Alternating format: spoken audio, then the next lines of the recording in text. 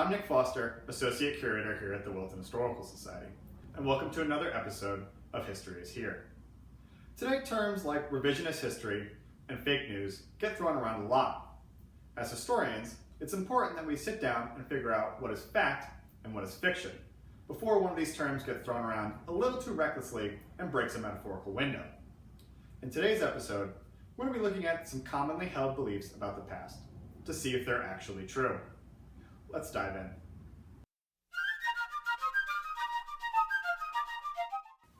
Myth number 1.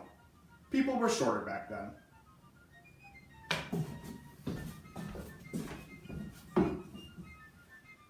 If you visited us here at the Society and had to duck through the doorways or climb the stairs of our circa 1740 Betts house, you probably confirmed what you already knew to be true.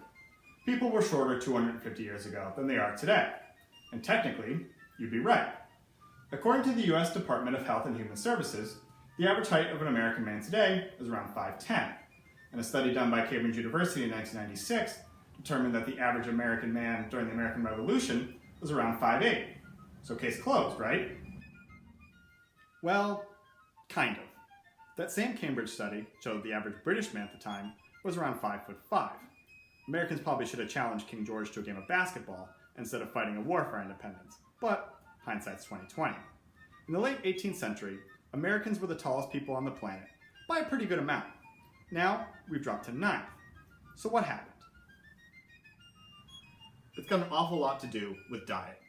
The diversity and amount of high-protein foods available to colonial Americans was greater than practically everywhere else in the world, allowing us to grow much bigger than our European counterparts. In the 20th century, our diet shifted to more sugary processed foods. That, combined with the fact that most jobs over the last 200 years have shifted from more active manual labor positions to more sedentary office jobs. Americans have stopped growing up and have started growing out. So my suggestion, if you're looking to lose weight, is to become a blacksmith and acquire a taste for porridge. Ooh, look, oysters. Myth number 2. Colonial people didn't expect to live much longer than 40.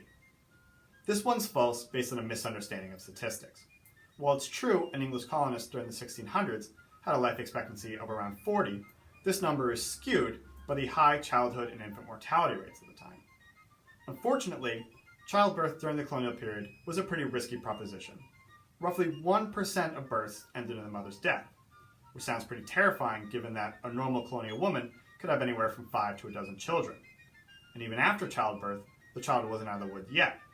In the 1600s and 1700s, roughly 10 to 13% of children perished within a year. As an apology for sharing this depressing information, there's a picture of a kitten in a bow tie. Aww, he's so cute. Where was I? Oh, right, death. So, the average colonial person, once they made it to adulthood and survived the terrifying obstacle course that was colonial childhood, had a pretty good chance of living into the 60s or 70s.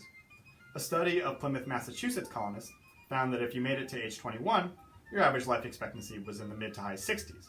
And if you made it to age 30, you'd expect to live into your 70s, or roughly the life expectancy of modern times. Myth number 3. The second leading cause of death for colonial women was their skirts catching fire. You've probably heard this tale before.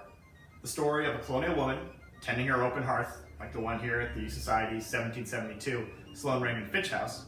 When her long skirt catches one of the many open flames she has in the hearth, her clothing ignites, and she meets her untimely demise. It's a common tale, but largely untrue. Colonial clothing, particularly that made here in New England, was made of natural fibers like flax, linen, and wool. Wool in particular is very difficult to ignite, and certainly wouldn't turn poor Prudence or Abigail into the Human Torch. So where does this myth come from? Well, for Victorian women, it wasn't a myth at all. A change in clothing design and materials resulted in a fashion style that could have been called tinderbox chic. In the mid-1800s, clothing was made of more flammable cotton, woven into airy lace and tulle, and it provided an airy material that fueled the flames. As women's wide crinoline skirts expanded to nearly comical proportions, unwieldy dresses became prime targets for the ever-present candles and oil lamps of the 19th century. And while it wasn't the second leading cause of death, horrific stories of women perishing by flammable skirts remained in the public consciousness. Wow, this one got really dark too. Here's that kitten again.